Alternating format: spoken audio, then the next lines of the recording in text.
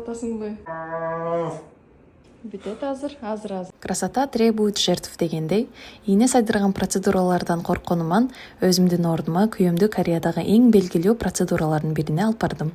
Бети майлуу болуп, акне чыккандыгынан Сеулда Кангнамдагы Ксения клиникасына бардык.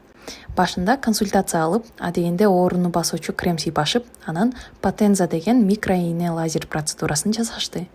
Бул ыкма коллагенди жана эластинди күчөтүп, бырыштар менен пост акне издерин азайтат экен. Экинчи этап эң ооруткан Juvee Skin Booster 2cc деген инъекциясы болду.